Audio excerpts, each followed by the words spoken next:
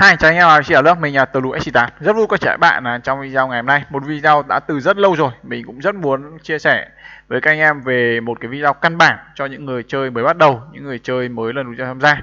Thậm chí kể về những người chơi đã có kinh nghiệm ở trên server Việt Nam rồi thì mình tin tưởng rằng video này vẫn là một video có ích, và có lẽ từ sau video này sẽ có một cơ số người quay trở lại S75 hoặc là S76 vân vân. Hôm nay thì cũng là mới là ngày số 2 của đăng nhập server thôi, nên mình nói thật, bạn nào mà có ý định quay trở lại Quyền Vương 98 với server S75 thì đây cũng có lẽ là thời điểm thích hợp nhất. Dịch bệnh thì đang hoành hành và công ăn việc làm nói chung thì không có, các bạn đa phần cũng phải nghỉ học nghỉ làm thôi, thì đánh giết thời gian chính kia mình biết làm thế nào, đúng á mình thế. Ok, không cái nào khác. Thì mình cũng chia sẻ với các bạn là cách chơi các bạn nhá. Ngày số 1 thì các bạn cách chơi từ ngày số 1 luôn. Ngày số 1 thì các bạn nạp gói VIP 1 để lấy mai cũng được, mà chả lấy mai thì thôi. Còn từ ngày số 2 thì mình đề xuất các bạn nạp tối thiểu cho mình lên VIP 5.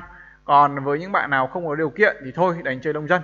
Và mình cũng rất buồn là ở server Nhật Bản hoặc server QQ hoặc server nào đó thì mình không rõ, nhưng với server quốc tế này thì nông dân mình nghĩ là không có đất để chơi. Nghĩa là với những bạn từ VIP 5 trở xuống, mình rất tiếc là không có cái GUI hướng dẫn, không có cái mô típ hướng dẫn nào để cho các bạn nó top được. Còn hướng dẫn ở đây là hướng dẫn để các bạn có thể chơi để có thể lấy được top, so với những người không biết về này.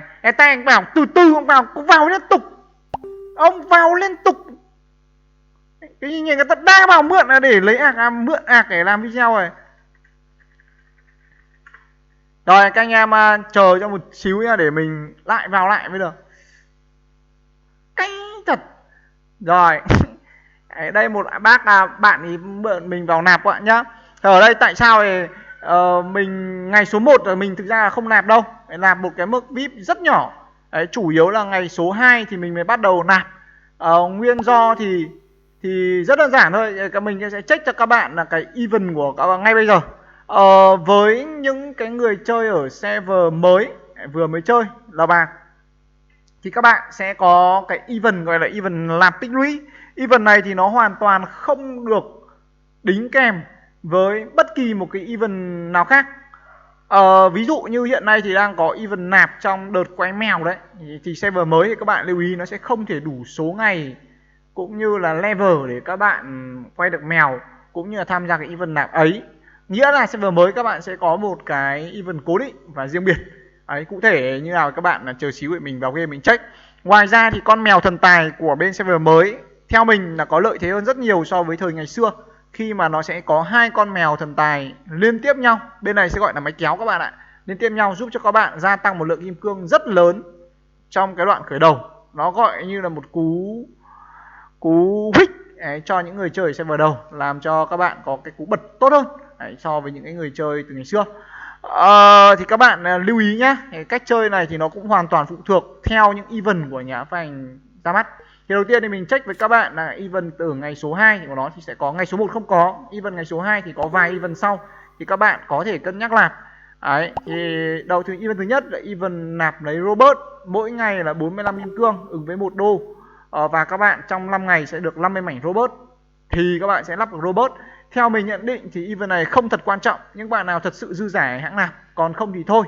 Event này nạp thì vẫn được kim cương, vẫn được VIP, nhưng nó sẽ là nạp lẻ tẻ các gói 45 đô, 45 kim cương, và các bạn sẽ không được gia tăng lượng kim cương x2, do mỗi lần nạp thì chỉ được x2 có một lần thôi. Đây là cái gói nạp thứ nhất, ở ngày số 2 nó mới có, ngày số 1 có rồi, ngày số 2 có, nhưng thật sự không quan trọng, mình khuyên các bạn không nên. Cái event số 2 là event các bạn dùng kim cương để đổi các mảnh tư chất 11, 12 thì event này rất không nên. Chả biết giá đất là rẻ nhưng kim cương vẫn là thứ quan trọng nhất. Sau đây thì có một bài phân tích của một top 1 của server 6 hiện nay. Mình đã mua được bản quyền đấy, đầu quá. Đấy thì sẽ chia sẻ với các anh em. Thì các bạn không nên. Event số 3 không nên tiêu kim cương vào những cái việc như vậy. Event số 3 là event bỏ 1.000 kim cương ra để có cơ hội nhận lại 8.000 kim cương với điều kiện từ VIP 3 trở lên. Thì video này mình có nói là mình chia sẻ với những người chơi từ VIP 5 trở lên. Đấy, rất tiếc, xin lỗi các bạn nông dân nhá. Đấy, server này không phục vụ. Thì các chắc chắn là sẽ tham gia event này rồi. 1.000 đổi lấy 8.000 thì 1 đổi 2 khoanh đổi, 1 đổi 8, cái gì đổi hết các bạn ạ. Ok. Tất nhiên là để nhận được 8.000 kim cương thì các bạn phải lên đến level 90, và đấy cũng là cái giới hạn mà video này mình chia sẻ các bạn, đến level 90. Event tiếp theo là event dùng kim cương là 2.000 kim cương mua 10 vé này, cũng không tham gia. Về cơ bản tất cả các event mở tiêu đến kim cương mình đề xuất là các bạn không tham gia. Tương tự như vậy là event bán đồ giá rẻ, để các bạn đừng có ham hố gì mấy cái đồ này. No, no and never, never and never. Đấy, event này là event tham gia các bạn này, đó là event nạp tích lũy, thì các bạn sẽ thấy có rất nhiều mốc kim cương để các bạn nạp. Trong đó các mốc cơ bản bao gồm các mốc 45, 135, 255, 450, vân.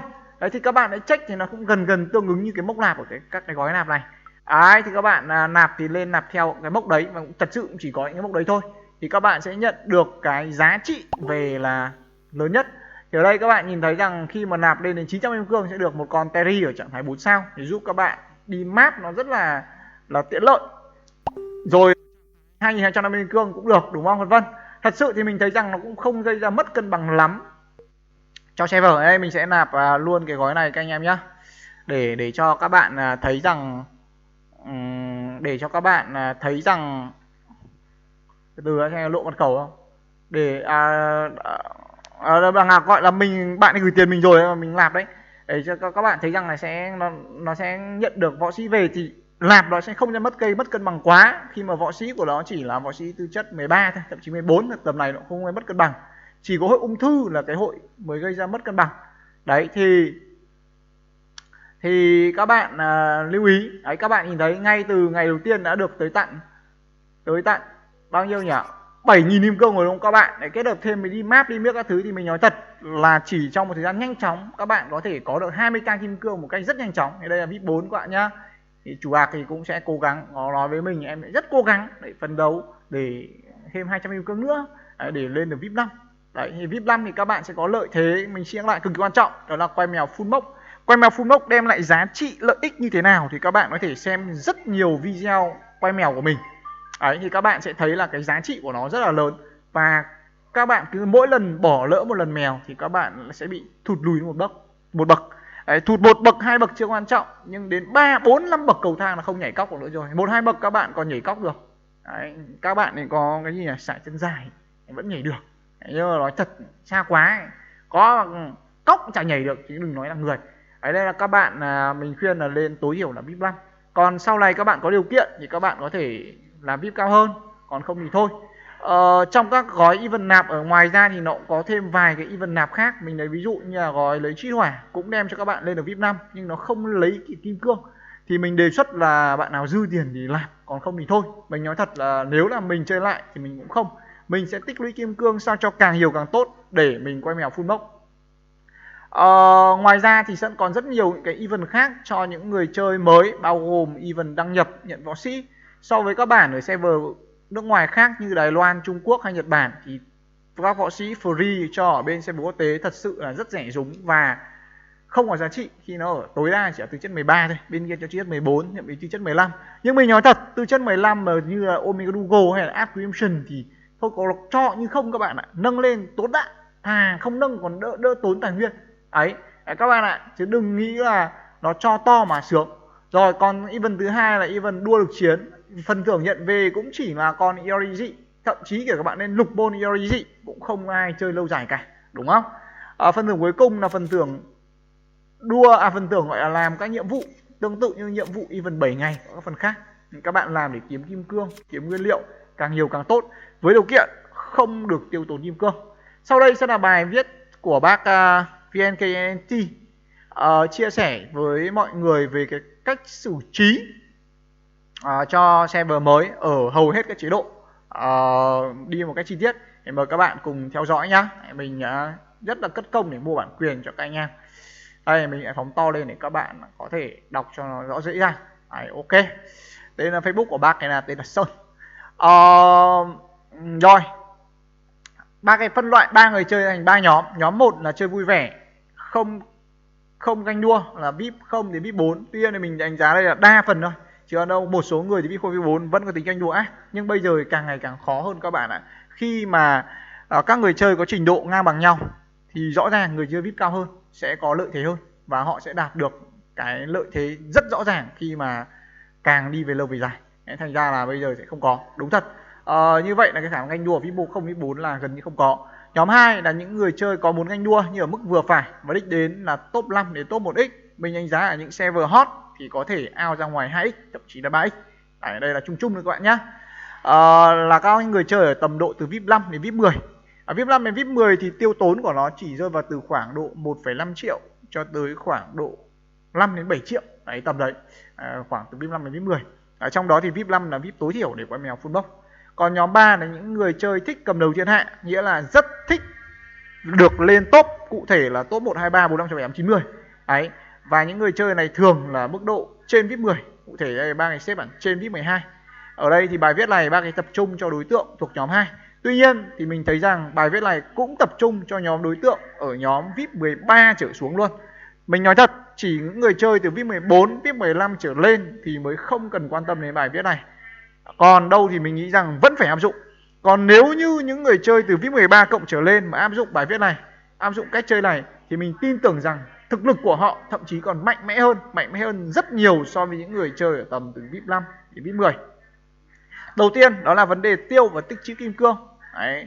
Kim cương luôn là nỗi no, luôn là niềm vui của rất nhiều người chơi, của hầu hết người chơi ở trong server.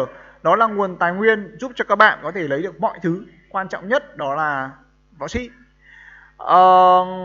Đầu tiên là vấn đề quan tâm là tiền ở đâu. Thứ nhất thì các bạn nên nạp VIP 5 luôn và ngay từ đầu để có thể quay mèo full box. Vì server mới trong một tháng sẽ có 2 con mèo. Một con mèo sau một tuần khởi động và một con mèo của tháng đó. Cái này thì thật sự là mình chưa check và cũng chưa biết được cái điều này. Nhưng mình tin tưởng rằng bác Sơn đã check rồi và khẳng định ở đây mình nghĩ là đúng. Thì các bạn nên là tin theo. Như sau một tuần sẽ có mèo và sau một tháng nữa thì lại có mèo tiếp. Sau khoảng độ 3 tuần nữa lại có mèo tiếp. Tùy thuộc vào cái mèo của tháng đó các bạn nhé. Như mình lấy ví dụ thì con mèo của bên server 75 này thì nó sẽ rơi vào các ngày như sau. Hôm nay thì là ngày mùng 7 thì dự kiến ngày 14 sẽ có mèo, khoảng 13, 14 sẽ có mèo. Và tới ngày khoảng mùng 3 thì nó sẽ có mèo. Đấy nghĩa là ngày khoảng độ 21 ngày thôi là có mèo rồi. Hơi xun một tí. Kể ra nếu như mà các bạn được S75 được mở cách đây khoảng trước đó 10 ngày thì các bạn sẽ được ăn 2 con mèo liên tiếp nhau. Đấy thì các bạn sẽ hiểu ý tưởng 2 con mèo liên tiếp nhau là như nào rồi nhá.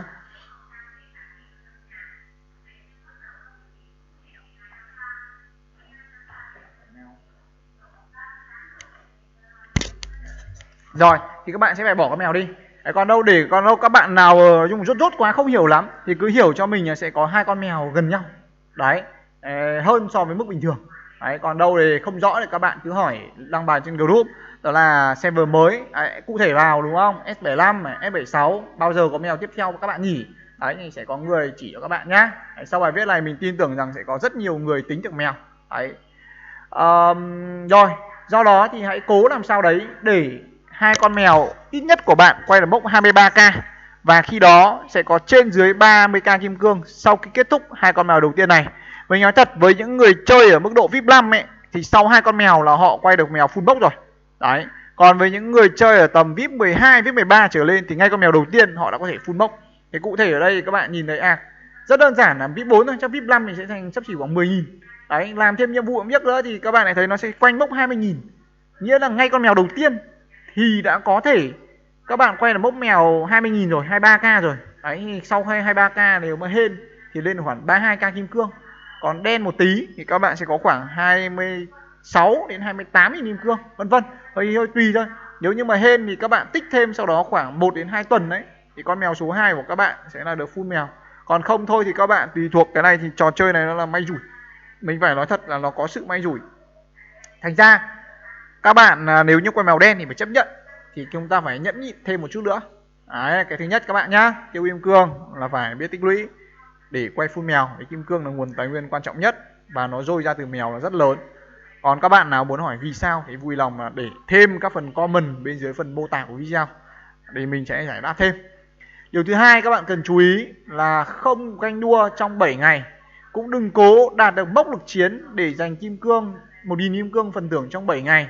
vì có thể đạt được những cái danh vọng nhất thời đó, nhưng cái giá bạn phải trả sẽ là rất nhiều. Cụ thể cái giá bạn phải trả đây là không phun mèo được, mình nói nhanh cho nó vuông. Hãy để dành cho các tay chơi làm việc đó, hãy tiết kiệm kim cương nhiều nhất có thể để đạt được mục tiêu quay mèo full mốc như ở phần 1.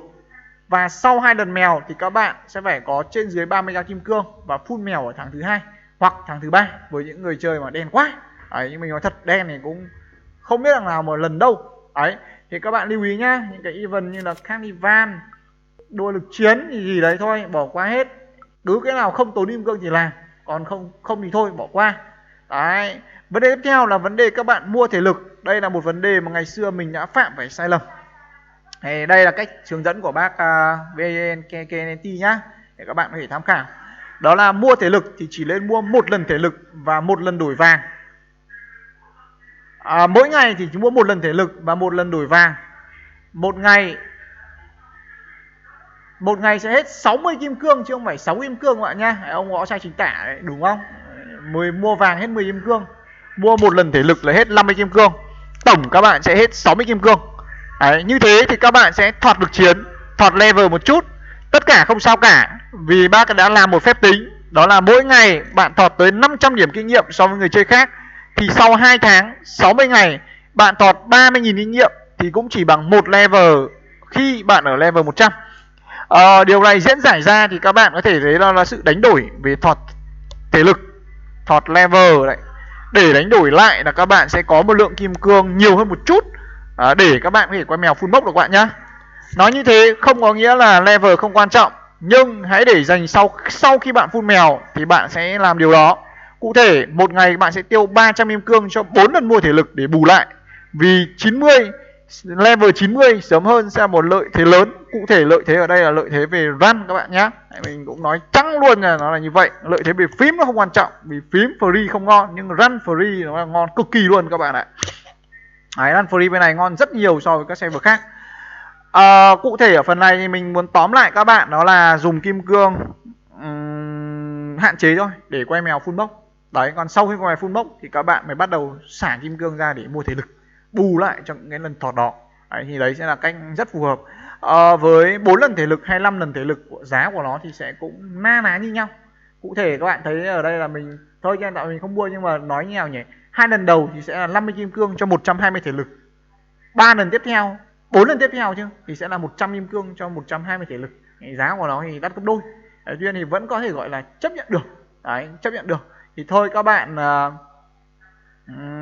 đánh đổi, mình thấy thế là hợp lý. Đấy, không bị thọt level đâu. Đấy. Vấn đề thứ tiếp theo là vấn đề thứ hai là vấn đề về đua boss. Vừa rồi là vấn đề tiêu kim cương và tích trữ kim cương các bạn nhé. Đấy, vấn đề thứ hai là vấn đề đua boss. Đây cũng là một trong những cái phần tiêu kim cương. Sai lầm lớn nhất của các bạn là quá hào hứng với một con boss mới ra và khao khát sở hữu nó, làm mờ đi lý trí. Cái này là hoàn toàn chính xác. Chính mình cũng vì ham mê siêu nữ, vì ham mê Omega Google chẳng thấy chùa. Đấy, vì ham mê lục bôn của Lemnet mà đã bị thọt mèo các bạn ạ. Đấy, thành ra rất là khổ. Ok, Hoi đọc bài viết các bạn nhé. Vì còn rất vầy đời còn dài, boss còn nhiều, con nào cũng như nhau cả thôi. Bố mẹ mình các bạn còn chưa chắc thần tượng thì đừng đi thần tượng một con boss. Ấy, mình nghĩ rằng thật sự đây nó cũng không hẳn là vấn đề về thần tượng như là trong công việc, mà chẳng qua nó là yêu thích nhất thời thôi. Đấy, mình nghĩ nó chỉ là cái nhất thời thôi. Đấy, và thấy người ta thích thì mình cũng thích theo thôi. Đấy là cảm nhận của riêng mình nhá, chứ nó cũng không hẳn là được so sánh với những cái khác đâu. Chẳng qua nó chỉ là cái nhất thời, tặc lưỡi cái đua thôi. Chứ nghĩ kỹ mình nói thật mình không đua đâu, chẳng qua nó là lúc tặc lưỡi thích quá, thành ra là đua luôn. Đấy, còn đâu các bạn nào mà thần tượng theo kiểu đấy thì mình cũng nên là thôi bỏ qua, chúng ta chơi lâu dài thì không phải chơi mỗi con boss đấy là xong, lấy được về xong là nghỉ game, đúng không? Đấy. Đấy, tiếp theo đó là top 50 hay top 90 đấu trường thì lượng kim cương cũng không khác nhau là bao nhiêu. Đúng thật, lượng kim cương khác nhau mỗi ngày chỉ vài chục kim cương. Một tháng cùng lắm cách nhau khoảng 1 đến 2.000 kim cương là cùng. Đấy, nên là thành ra là các bạn có thọt top 5x hay là 9x thì cũng không lo lắng về việc đó. Chỉ cần các bạn không thọt level so với server là được. Nguyên nhân đó là khi các bạn thọt level so với server thì các bạn sẽ bị thọt nguyên liệu run. Đấy, mình sẽ nhắc lại là thọt nguyên liệu run là cái thiệt thòi lớn nhất thôi. Chứ còn đâu các cái khác nó là không quan trọng. Đấy. Tất cả mọi thứ đều có thể thay đổi trong tích tắc. Một lời khuyên dành cho các bạn đó là hãy chỉ đua boss sau khi đã full mèo, tức là ăn hành 2 tháng chỉ với con Mai LR tư chất 15, đó là cái con boss tư chất 15 nhà phát hành cho free. Và những con boss đầu tiên bạn lên lấy là những con boss ở vòng 2 và chỉ lên lấy ở tầm 5 sao nhị môn. Đấy, có hồn vũ khí hay không cũng không quan trọng. Thêm đến vậy các bạn biết lý do là như nào, cụ thể tại sao không đua boss ở vòng 1 mà lại đua boss ở vòng 2. Đua boss ở vòng 1 hiện nay như con Leola Soldier ở server 60 chẳng hạn thì các bạn sẽ không có vòng quay tiêu kim cương. Nghĩa là các bạn lấy một con boss với giá 30k kim cương là 30k kim cương, không có giảm giá. Nhưng nếu như các bạn lấy ở vòng 2 thì các bạn sẽ được trả lại một lượng kim cương rơi vào khoảng độ từ 7 đến 10.000 kim cương. Đấy các bạn ạ, thì các bạn sẽ lấy được boss với giá rẻ hơn. Tại sao lại chỉ lấy lên 5 sao nhị môn? Vì các bạn đua boss ở vòng 2, thành ra các bạn không up được nó lên lục môn đâu. Có nếu up thì cũng rất là khó khăn. Để nâng lên lục môn, đấy là vấn đề lý do thứ nhất. Lý do thứ hai là các boss đời sau thì sẽ luôn luôn là mạnh hơn boss đời cũ. Nghĩa là bây giờ thần bài rất mạnh nhưng sau này nó sẽ không còn mạnh được như thế này nữa. Sẽ có những con nó lấn át như là ghi điên bây giờ các bạn ạ, nó không còn bá đạo như thường ngày xưa nữa. Thế nên các bạn chỉ nâng nó ở lên 5 sao nhị môn là đủ để chinh chiến rồi. Sau này nó ra boss mới thì nâng lên lục môn sau cũng không muộn. Còn bây giờ nếu như bạn nâng lên 5 sao nhị môn, sau này có thể người ta tứ môn người ta cũng đánh cục lại được bạn. Và nếu như bạn nâng lên lục môn thì bạn buộc phải đánh bỏ mất mèo tháng sau. Một vòng đua mà các bạn lấy 2 hồn vũ khí là sẽ tốn đi riêng 2 hồn vũ khí là khoảng 40k kim cương rồi. Cộng thêm vòng đua nữa thì các bạn rất dễ dàng ngốn đi khoảng 60k kim cương, bay nguyên một con mèo, bay nguyên cái phần bạn tích lũy từ 2 đến 3 tháng trời. Điều đấy là không đúng với sách rồi. Đấy, trong tất cả các cái điều từ phần 1 đã nói là các bạn muốn làm gì thì làm, luôn luôn là phải giữ được kim cương full box. Bất kể các bạn có đua bot hay là các bạn không đua bot nha, thì đều phải là con mèo full box. Đấy, đây là lý do mà chỉ đua bot ở vòng 2, nên đua bot ở vòng 2 và chỉ lấy 5 sao nhị môn nữa các bạn ạ. Nên các anh em S75 nếu như có được tham gia lấy Leola chiến binh thì cũng đừng. Đấy, khuyên chân thành như vậy. Nếu như có được tham gia lấy thần bài vòng 2 thì cũng đừng. Vì khi đấy thần bài vòng 2 là dự kiến là cuối tháng này thì các bạn cũng không full box được mèo thì cũng không nên tham gia. Chắc chắn sẽ có người tham gia, nhưng mình khuyên đó là không phải là các bạn, những khán giả của kênh Tờ Lù S98, những người muốn chơi lâu dài. Đấy. Như vậy, không lấy bot bây giờ thì mục tiêu liệu có hoàn thành được không? Thì các bạn hãy đặt mục tiêu là sau từ 200 đến 220 ngày, tức là thời điểm bạn đạt khoảng level 90, và khi đó còn bot nào mới xuất hiện tại điểm đó thì các bạn có khả năng đua vòng 1 lấy nó up max là run đỏ. Khi đó thì vị thế cuộc sống của bạn sẽ hoàn toàn thay đổi. Điều này đã được lão cái gì phát ấy, Ngô Thế Phát hay cái gì phát gì ở trong group ấy, tự nhiên lại quên đấy. Đấy, đã áp dụng hoàn toàn chuẩn xác. Bạn ý đua S-Max Saki, hình như là cái S-Max Kyo Flame nữa. Đấy, và hoàn toàn thay đổi cục diện thứ hạng. Từ một ông ở đâu đâu ấy, 4x hay 5x gì đấy, nhảy tót phát vào hạng 4, hạng 5 trong server một cách vô cùng thuyết phục. Đấy là một trong những người chơi cũ có khả năng tích trữ nhẫn nhịn cực đỉnh với một cái bàn mà dàn run đỏ gọi là siêu phẩm. Đấy. Hay một người chơi hiện nay mình không biết là đang còn chơi không, nhưng cách khoảng một tuần bạn ấy show cho cái ạc của bạn ấy gần 150k kim cương, đó là ạc của bạn Hiếu ở trên Facebook. Còn có tên là DC Lucifer, mình nhớ không nhầm là S67. Đấy, các bạn thấy S67 mà có tới 150k kim cương. Đấy, đội hình thì vẫn nhàng top 1x hay 2x gì đấy. Đấy, thì các bạn thấy rất là kỳ cớm đúng không? Đấy, thì các bạn ấy thấy là với lượng kim cương đấy bạn ấy có thể lấy được vài con bot, nhưng bạn ấy không lấy và bạn ấy nhẫn nhịn chờ ai? Chính là chờ những cái hội ung thư đằng sau. Đấy các bạn ạ. Đấy, các bạn có thể thấy là cái khả năng nhẫn nhịn, cái khả năng tích lũy kim cương của các bạn đấy là rất tốt. Tất nhiên bạn ấy là mình nhớ không nhầm là VIP 11 đến VIP 12 ấy, thì tích kim cương nó mới nhanh thế. Còn VIP 5 thì các bạn sẽ phải chấp nhận chậm hơn một chút. Sẽ không có bài viết nào nói rằng là nông dân có thể có những mẹo mực giúp cho vượt được top của bạn nhá, để giúp cho các bạn là vượt những người không biết các mẹo ấy thôi. Chứ còn đâu nếu top mà họ cũng biết thì thật sự là họ còn chơi tốt hơn các bạn. Đấy là điều hiển nhiên. Nên anh em nào mà có điều kiện nạp thì mình nói thật là cứ nạp. Đấy. Không chỉ là nạp VIP 5 ngay từ đầu, mà như Lão Hiếu là nạp VIP 11 ngay từ đầu, nó cũng không thiệt gì cả. Đấy, thì các bạn quay mèo full box rồi thì các bạn mới bắt đầu là thấy cái lợi thế vô cùng lớn của nó. Khi các bạn full box được rồi thì mỗi tháng các bạn chỉ cần mất khoảng độ hơn 100.000, các bạn nạp lợi tức thường thôi là được rồi. Còn có điều kiện thì hiến thêm tí máu nạp mà Battle Pass thì đua boss nó cái gì nhỉ, cạnh tranh boss thì cái nguyên liệu tăng nâng cấp boss, mảnh vỡ năng vân vân đấy thì nó càng dễ hơn. Đấy thì đấy là những cái mà bài viết mà bác VNKNT chia sẻ để cho chúng ta có một cái thông tin theo mình nhá, chính xác hơn cái thông tin mình tự nhớ. Đấy thứ nhất. Đấy, tuy nhiên này ngoài những cái thông tin này ra thì mình chia sẻ thêm cho các bạn vài cái tip khác nữa mà mình rút được kinh nghiệm được khi mà mình trong quá trình chơi. Đó là các bạn phải đầu tư vào cho mình run, phím và hồn lực 5. Đấy. Trong đó thì quan trọng nhất đó là tính năng run và tính năng hồn lực 5. Còn phím thì dần dần mỗi lúc các bạn tích lũy một chút thì nó cũng sẽ đủ thôi. Tính năng hồn lực 5 thì các bạn phải tra khảo trên video của mình cách chơi của nó như thế nào vân vân. Mình sẽ nhắc lại, các bạn chơi gì chơi vẫn phải full mốc mèo lại nhá. Đấy. Cái thứ hai là tính năng run đỏ. Đấy, thì run đỏ bây giờ bán đại trà. Đấy, rất nhiều event run đỏ, một tháng hình như là 2 lần. Chưa kể thỉnh thoảng cũng có event ví dụ Halloween, ví dụ sinh nhật chính nhất thì đấy nó cũng bán run đỏ. Đấy, thì các bạn phải kiếm và tích lũy. Dùng phát xả run ra các bạn lại thấy vị thế của các bạn nó thay đổi ngay. Hồn lực 5 thì nó lại tạo ra một cái bộ skin mới. Đấy, hiện nay thì mỗi võ sĩ sẽ có nội tại, độc chiêu, tuyệt kỹ. Hồn lực 5 nó sẽ thêm cho các bạn một tính năng nữa. Đấy, cực kỳ hay ho, thú vị. Đấy, thì các bạn võ sĩ của các bạn sẽ được lột xác và có thể tạo ra những cú hit nhờ hồn lực 5. Tuy nhiên thì nguyên liệu để nâng cấp hồn lực 5 thì phải nói là rất đắt và rất khó kiếm. Các bạn chỉ có thể tích lũy một cách từ từ, chậm rãi qua ngày tháng, chứ không thể nào vù phát các bạn đòi 5 sao hồn lực 5. Cái điều không có. Đấy, kể các bạn VIP 18 luôn, nhanh cho nó vuông. Đấy, nạp bên này phải gọi là siêu đắt các bạn ạ. Đấy, các bạn VIP 18 hiện nay vẫn ăn hành như thường thôi, chứ không có thể gọi là châu bò đâu.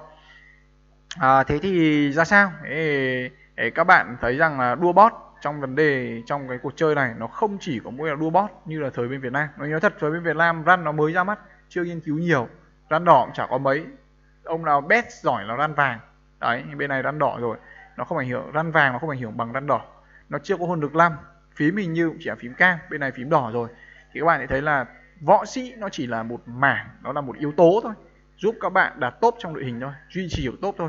Còn rất nhiều yếu tố khác nữa và các bạn sẽ phải phân bổ thực lực, cụ thể là kim cương, để sao cho các bạn không gọi là gì gian trải ra, để cho các bạn không bị thọt lực. Đấy, mà vẫn có thể gọi là đầy đủ các yếu tố.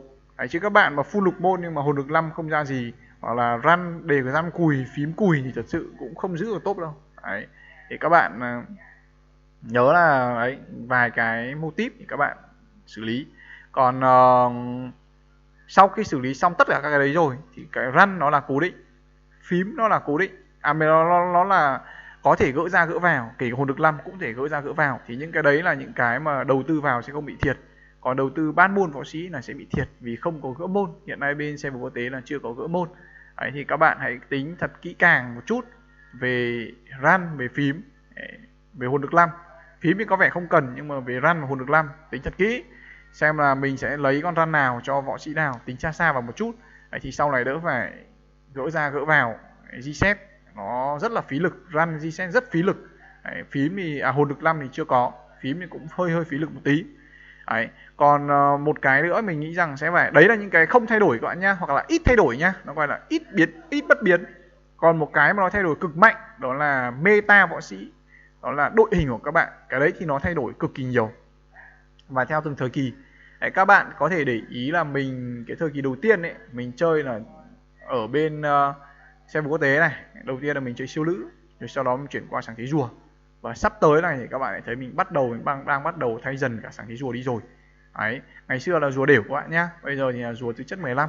Ngày xưa mình chơi Omega Rugo và Yashiro mà. Đấy, bây giờ thì nó thay bằng Tung Fu và Ogat rồi.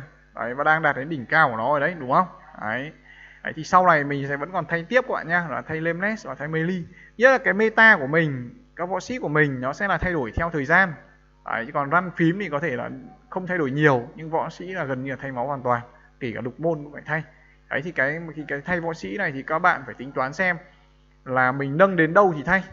Ví dụ như của mình nâng lên cái con Magaki, nâng lên lục môn là hơi hố đấy, thật sự. Kể chỉ 6 sao tam môn hoặc tứ môn rồi thì được rồi, không nhất thiết phải nâng lục môn vì nó không khác biệt nhiều quá. Hơi hố, nói thật là như vậy, không cần thiết lắm. Đấy, sắp tới thì sau đó thì cũng thay melee, thay Magaki thôi. Đấy, thì nghĩa là sẽ phải thay, thì các bạn phải cân nhắc xem là nâng đến mức nào thì dừng lại để sau này thay nó không tiếc nuối. Và cái thứ hai là võ sĩ nào sẽ thay thế cho nó thì các bạn cũng phải tính toán để tạo ra những cặp combo. Thì mỗi một cặp combo thì nó sẽ tạo ra những cái đội hình, mỗi một đội hình nó sẽ tạo ra cặp combo với hiệu quả khác nhau. Thì cái này thì là do tùy theo sở thích của từng người. Các bạn nào mà hơi thiếu kinh nghiệm, chưa biết cách gọi là tạo combo hay là suy nghĩ tư duy thì có thể tham khảo đội hình của những người chơi khác. Mình cũng rất hay nói về vấn đề này. Đây là một cái rất hay trong game. Đấy, các bạn có thể tham khảo những người chơi khác, tham khảo trong đội hình, đem ra bàn luận ở trên group. Đấy, xem cái gì tốt, cái gì xấu. Đấy, rồi từ đó thì tự nghiên cứu thêm, mở mang ra. Đấy, tra cứu các võ sĩ trong tương lai đi. Đấy, để mình dự trù kim cương, tích lũy kim cương nguyên liệu, lấy võ sĩ đấy và nâng cấp đến cái tầm đấy. Thời kỳ tiếp theo của chúng ta sẽ là thời kỳ của những võ sĩ ung thư như là Xion, như là Athena, như là Rap, như là Kensu, như là Miyuchi vân vân. Đấy, rồi là Robot 13 vân vân. Đấy, tất cả các võ sĩ này mình đều thấy có điểm chung khác với những cái thời kỳ như là Gideon, như là Mukai, đó là như là Makaki, đó là các bạn buộc phải có hồn vũ khí và nâng cấp lên lục môn thì nó mới phát huy được sức mạnh tột cùng. Hoặc tối thiểu là phải nâng cấp được hồn vũ khí, ví dụ như là Xion chẳng hạn. Đấy, là phải có hồn vũ khí thì nó mới trâu lên, thì nó mới có gây sát thương mà nó mới mạnh được, chứ không thì nó sẽ rất là yếu và nó không phát huy được tác dụng gì cả. Thậm chí nó sẽ thua cả những võ sĩ tam môn tứ môn có hồn vũ khí ở thời kỳ trước đó, nếu như mà các bạn không cho nó học, không nâng được nó lên tầm mắc binh. Còn nếu như mà nó nâng đến cái tầng lục môn rồi thì ăn đứt hội đằng sau, thậm chí chỉ một mình nó cũng ăn đứt hội đằng sau, ăn đứt hội tất cả hội đứng trước, những cái hội đã ra mắt trước. Mình lấy ví dụ như thằng Rabeto ấy chẳng hạn, đội bạn mà có và đội bên kia không có nhé. Đấy, thì một mình thằng Rabeto ăn học đầy đủ có thể cân lại cả 6 con. Đấy là cái sức mạnh với điều kiện lục môn các bạn nhá. Đấy, châu bò nhá, run ngon, phím ngon nhá. Đấy là cái sức mạnh của hội ung thư là như vậy. Đấy thì các bạn phải biết có cái sự đầu tư là cho ai. Đấy, cái này là cái toan tính của mỗi người chơi và nó tạo ra, mình sẽ lại tạo ra cặp combo nó rất là hay ho, thú vị. Đấy, tùy thuộc vào sở kích thích, cá tính, toan tính của mỗi người chơi. Đấy, còn mấy cái run phím hồn lực thì nó là cái yếu tố bất định, ít di chuyển. Đấy, ít thay đổi thì các bạn có thể yên trí đầu tư lâu dài. Video chia sẻ với các bạn nói chung là cũng hơi vòng vo và cũng chưa có cái sự sắp xếp sao cho nó logic ngắn gọn, cái sự không có thời gian thật. Nếu có thời gian thì cũng làm một video hướng dẫn cho các anh em cẩn thận hơn, nhưng sự không có thời gian. Đây là video bác Sơn, bác ấy viết hộ cho cái bài này rồi, không viết hộ mà bác ấy tự nhiên chứng ông ấy ngồi ông ấy viết rồi. Phần là dịch bệnh ông ấy hết việc, ông ngồi ông ấy rảnh ông ấy viết này. Đấy là một phần lý do các bạn nhá, nhưng mình nghĩ là một phần là do cũng có những cái sự tranh cãi từ trước đó. Mình thì không quan ngại lắm những cái vấn đề về mâu thuẫn những người chơi trong những cái group khác nhau. Ngày xưa thì bác Sơn nói thật là cũng ở trong group, nhưng sau đó thì có tranh chấp với một thành viên trong ban quản trị, một người nhưng không phải tất cả, và sau đó thì out. Đấy. Ở một vài vấn đề và có sự tranh cãi, trong đó có vấn đề đó là nói là bác Sơn thì hay khoe nhưng mà không có sự đóng góp. Đấy, thì cái ý kiến này mình lại không nói là nó đúng hay nó sai, vì ở mỗi một góc độ khác nhau thì nó khó nói lắm các bạn ạ. Đấy, mình cũng đứng ở góc độ nào mình cũng thấy đúng cả. Đấy, mình lấy ví dụ đưa ở góc độ người nói rằng bác Sơn sai, đúng thật, ông tan vào khoe, ông lớn ông chả có đóng góp gì cả, đúng không? Đấy, nhưng mà đứng ở góc độ bác Sơn thì mình thấy việc gì phải đóng góp, tôi là thành viên tôi phải góp, làm gì có nội quy nào group là bắt là lớn là phải góp, không có, thích thì góp, nó là donate các bạn ạ, thích thì donate, không thích thì thôi, thích thì chia sẻ, không thích thì thôi, ai cấm được, nó là hoàn toàn hợp lý các bạn ạ, ai cũng có cái lý và mình thấy đều đúng cả. Đấy, mình không phải là ba phải đâu, nhưng mà đúng thật đó là như vậy. Đấy thì mình nghĩ, nhưng mà cái tranh cãi đấy là cái hay. Đấy là tự nhiên dạo này đấy, đúng không, tự nhiên lại có rất là nhiều bài chia sẻ. Đây chỉ là một bài chia sẻ của lão KNNT các bạn nhá, mình thấy rất hay và rất tâm huyết, và thật sự là có tâm mới viết được ra những bài này. Mình nói thật, Mình nếu là mình thì mình mất ít nhất là phải một buổi chiều nó 2 tiếng đến 3 tiếng. Còn bác nếu mà nhanh não hơn thì nhanh tay hơn thì cũng phải mất tiếng rưỡi đến 2 tiếng. Không có chuyện ngồi vừa chơi chơi viết được nhảy đâu các bạn ạ, không có đấy, kinh nghiệm. Đấy mà mấy bài nữa. Đấy. Đấy nên là mâu thuẫn nó xảy ra, đôi khi nó làm cho một vài thứ tan vỡ. Đấy, nhưng nó lại sản sinh ra vài thứ tốt đẹp hơn. Đấy, bao giờ cũng thế các bạn ạ, chiến tranh này nó gây đau thương đổ nát nhưng nó lại sản sinh ra những thứ mới mẻ, nguồn sinh lực mới. Bao giờ cũng như vậy, cái gì nó có hai mặt. Thì mình đây coi là một cái rất là hay ho, thú vị. Đấy. Còn nhiều cái nữa nhưng mà thôi mình cũng không muốn đi sâu, mình các ông ấy lại hiểu nhầm ý thì rất là rắc rối. Mình thì mình luôn luôn muốn là làm sao cho group phát triển nhất có thể. Đấy, mình cũng chẳng muốn tranh cãi với anh nhiều quá, tranh cãi cho vui ấy, chứ đâu mình cũng không muốn không muốn làm hại ai cả. Còn đâu ai hại Cao F98 là mình sẽ quyết góp một tay và trừng trị, đúng không? Đấy, ok các anh em. Cao F all server nhá, không chỉ riêng gì server nào. Thôi, clip cũng rất là dài rồi. Hy vọng thì các bạn ở S75 sẽ có một cuộc chơi đích thực, một cuộc chơi của những người biết chơi, có sự đầu tư. Còn các anh em nông dân thì thôi chơi trải nghiệm vậy, chơi dần dần như vậy. Hoặc chơi qua các không phải đuổi nhưng mà thôi các bạn qua server khác chơi vậy, đúng không? Server này chơi khó, nói chung là chơi khó. Cửa lót khó sống các bạn ạ. Đấy. Rồi, hẹn lại các bạn ở các video tiếp theo. Đừng quên để lại những like, subscribe cho kênh YouTube của mình. Đấy, thể hiện là cái gì tôi ủng hộ ông đấy, đúng không? Đấy, mình sẽ có nhiều động lực để làm một bài viết hơn. Đó, các bạn cũng đừng quên khen bài viết của bác Sơn là hay, đúng không? Tự nhiên ông giờ trứng tông viết thế, đúng không? Đấy, kiểu thế đúng không? Thì sẽ có nhiều bài viết hay hơn. Cũng giống như cũng ngoài ra cũng kích thích hơn những người chơi kinh nghiệm. Chia sẻ thêm về những kinh nghiệm mà họ đang có, chắc chắn là sẽ rất là hay ho, thú vị cho những người chơi mới. Đấy. Rồi, hẹn lại các bạn ở các video tiếp theo. Goodbye and see you again.